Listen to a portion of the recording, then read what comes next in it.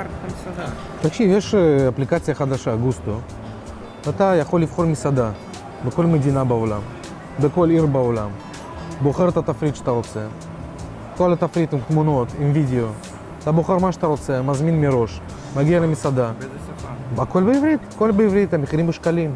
אתה בא למסעדה, המלצר מביא לך את האוכל, מה שהזמנת.